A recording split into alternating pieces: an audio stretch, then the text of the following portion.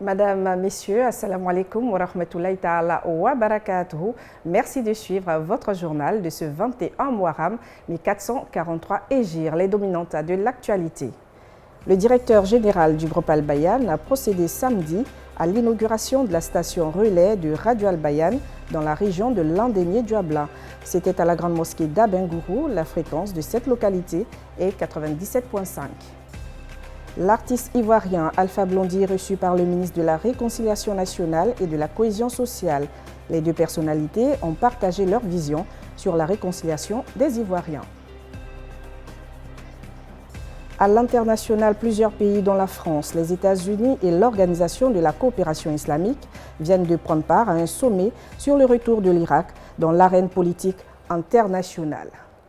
Direction tout de suite à Bengourou où samedi, la station relais de Radio Al-Bayan pour la région de Landénié-Duabla a été officiellement installée. Elle émet sur la fréquence 97.5. La cérémonie d'inauguration s'est déroulée à la grande mosquée de la ville, Ahmed Siloui. C'est désormais officiel, la radio Al-Bayan s'est installée à Abangourou. Par ce geste inaugural, l'imam Cissé Djigiba matérialise l'un des vœux longtemps nourris par les populations de Landénié-Duabla, celui de voir la radio Al-Bayan rayonner dans la cité de la paix. L'islam, c'est la paix. Le nom d'Abangourou est paix. Donc c'est une terre de rencontre pour la paix et vivre ensemble dans la paix et dans le respect mutuel. Nous travaillons depuis 20 ans à ce que Al-Bayan soit un pont de sympathie entre les peuples. Al-Bayan soit un pont de sympathie entre les peuples pour la culture de la paix, de l'amour et de la fraternité entre les Ivoiriens. Une radio dédiée à la cause islamique, mais également une chaîne ouverte aux autres sensibilités religieuses. Al-Bayan est un trait d'union entre les fils et les filles de la localité. Instrument au service de l'éducation et de l'information à travers plusieurs langues communautaires, la radio viendra appuyer les autorités administratives dans leur mission à la préservation d'un climat de paix ainsi qu'au développement local. Nous avons beaucoup de défis à relever. Et la radio Al-Bayan a déjà démontré sa collaboration dans cette mission de relever les défis. Ensemble, nous verrons à ce que cette radio réussisse dans sa mission de paix, dans sa mission de cohésion sociale et dans sa mission de développement. Parce que rien ne peut se faire sans la paix si on veut parler de développement. L'arrivée de Radio Al-Bayan dans la localité est une véritable satisfaction pour les populations qui, après plusieurs années, voient enfin leurs souhaits se réaliser. La chose que nous on attend il y a longtemps, c'est que notre prière, on prie pour que Dieu nous facilite. Mais aussi aujourd'hui, bon Dieu nous a donné. On ne sait même pas ce qu'on va dire. Ça nous fait de la joie, on me manque le mot aussi. Ça ne peut être qu'un sentiment de joie et de satisfaction. C'est un outil qu'on attendait, un outil de communication, de vulgarisation et de sensibilisation par rapport à tout ce qui est enseignement islamique. Notre satisfaction, c'est le fait que nous ayons eu officiellement aujourd'hui Al-Bayan pour nous à Abangourou. Sachant tout ce qui peut en découler, en tout cas, nous disons merci à Allah. Dans son objectif de couvrir l'ensemble du territoire national, la radio Al-Bayan est sur de bons rails. Mankono est la prochaine ville dans le collimateur de la radio nationale islamique. Réconciliation nationale, l'artiste et musicien Alpha Blondy a rendu visite le 26 août dernier au ministre de la Réconciliation nationale et de la Cohésion sociale, Kouadio Konan Bertin, au centre des échanges, la réconciliation en cours dans notre pays. Mariam Sidibé. Plateau, cité administrative, Tour A. Un invité de marque, Alpha Blondy, la mégastar du reggae, est reçue en audience par le ministre Kouadio Konan Bertin dans une ambiance fraternelle. Après le tête-à-tête, l'artiste dévoile son intention face aux médias. Et nous avons parlé de sa mission, nous avons parlé de notre beau pays, de comment soigner notre beau pays, comment ramener les Ivoiriens à se faire confiance, à reconstruire la confiance les uns dans les autres. Saluant la démarche de son hôte, le ministre de la Réconciliation nationale et de la Cohésion sociale, Kouadio Konan Bertin, dit compter beaucoup sur la contribution des personnalités publiques à l'image d'Alpha Blondy. Mon aîné Alpha Blondy l'a si bien dit, La réconciliation, ce n'est pas l'affaire d'un individu. La réconciliation, c'est l'affaire de tout le monde, tous les Ivoiriens. Alpha Blondy, tout le monde entier le connaît. C'est une fierté nationale. Nous savons ce qu'il peut apporter, n'est-ce pas, dans cet élan. C'est pourquoi nous l'avons invité. Il a répondu présent. Et il vous a dit qu'il est à la disposition de la nation, il est à la disposition du ministère de la Réconciliation. Quand nous ferons appel à lui, il apportera sa contribution. Le ministre de la Réconciliation nationale et de la cohésion sociale, Kouadio Konan-Bertin, a entrepris des rencontres auprès des institutions du pays, des partis politiques et personnalités de la société civile pour leur implication effective dans le processus de réconciliation des fils et filles de la Côte d'Ivoire éprouvés par les crises qu'a connues le pays. Un mot de santé dans ce journal. Depuis l'apparition de la grippe aviaire à Grand-Bassam, les autorités nationales ont pris d'importantes mesures. Plusieurs fermes ont été frappées d'interdiction ainsi que l'abattage de milliers de volailles. Faisons le point dans le reportage de Traoré Vaseko, commenté par Sirike Baro. La grippe aviaire ou influenza aviaire fait son deuxième retour dans notre pays après 2006. Les foyers touchés par cette épidémie sont Mondoukou, Modeste, Ayaou et Canal. Fermière à Ayaou, Loba Marie-Noël est dans le désarroi. Nous avons été touchés par la grippe aviaire sur pratiquement toutes nos fermes. Et ces fermes, pas pour dire qu'elles n'étaient pas bien tenues, bien entretenues, nous faisons tous les vaccins, mais les ouvriers sortent beaucoup. Et là, en matière d'élevage, ça ne pardonne pas. Parce que lorsque les ouvriers sortent, ils vont sur les autres fermes, ils vont visiter les amis. Là où ils passent, on ne sait pas où ils passent. Et quand ils viennent, ils portent les tenues de travail, ils vont se balader. Quand ils viennent, c'est ces mêmes tenues qui rentrent dans les bâtiments. Pour lutter contre cette résurgence, le préfet de la région du Sud Comoé a pris un décret pour suspendre les fermes. Le directeur départemental des ressources animales donne des précisions sur l'opération d'abattage des volailles. Alors, nous sommes dans la phase de lutte contre la propagation de cette maladie et présentement nous procédons à l'abattage sanitaire et les élevages qui ont été touchés ont fait l'objet d'abattage sanitaire. En plus de l'abattage des volailles, la sensibilisation doit se poursuivre auprès des fermiers, renchérit le directeur des services vétérinaires. Aujourd'hui, nous sommes en train de finaliser l'opération de riposte contre la grippe aviaire dans le département de Bassam. Heureusement, la plupart des éleveurs collaborent très bien, comme nous le voyons ici dans cette ferme.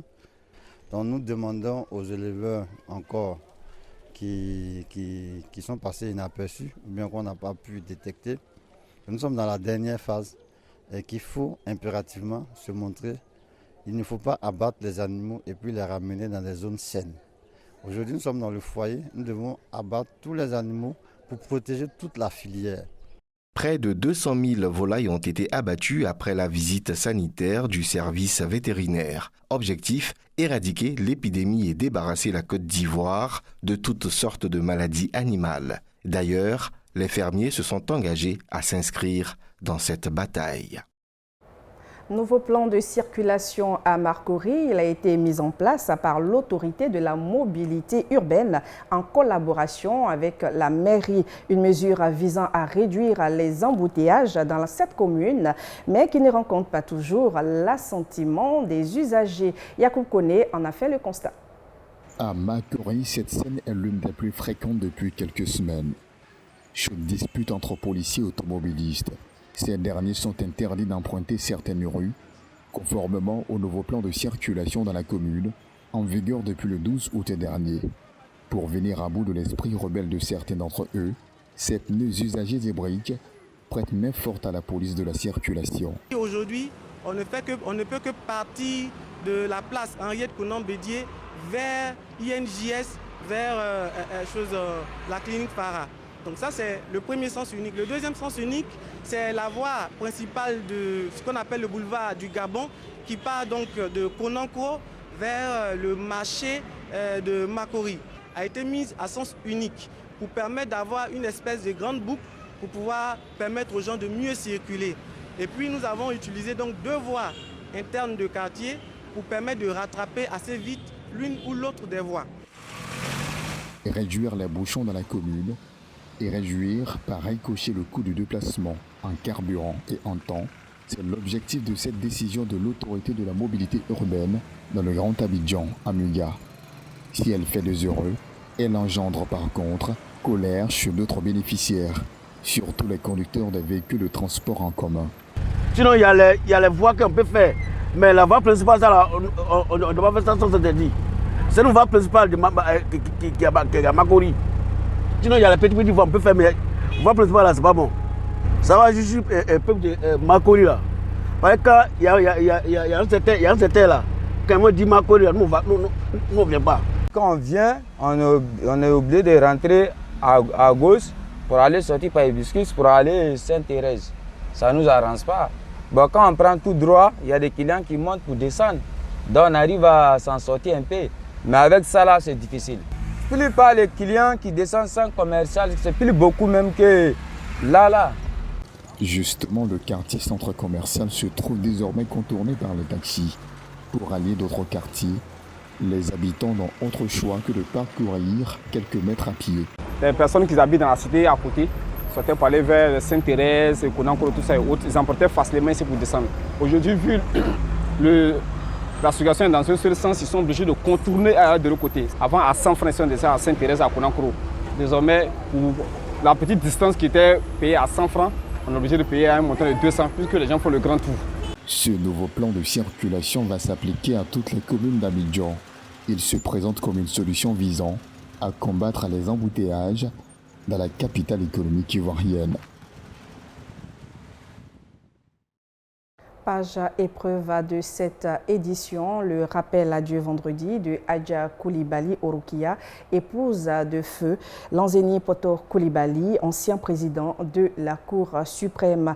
Elle avait 79 ans. Les obsèques se sont déroulées à la grande mosquée de la Riviera Golf en présence du chef de l'État Alassane Ouattara. Le reportage d'Aldjouma Bokoum est commenté par Kanate Kassou. Grande mosquée de la Riviera Golf, sous la houlette du cheikh Aïma Ousmane Diakité, les imams ont lu l'intégralité du Noble Coran pour le repos de l'âme de la défunte Adja Koulibaly Orokia. Le président de la République Alassane Ouattara, des présidents d'institutions étaient présents pour soutenir la grande famille Koulibaly. Après son adresse, le guide de la communauté musulmane nationale, Cheikh Aïma Ousmane Diakité, a formulé des bénédictions pour la défunte, une fidèle de la grande mosquée de la Riviera Golf Cocody. Elle a été inhumée ce même jour après la prière de Zour à 13h.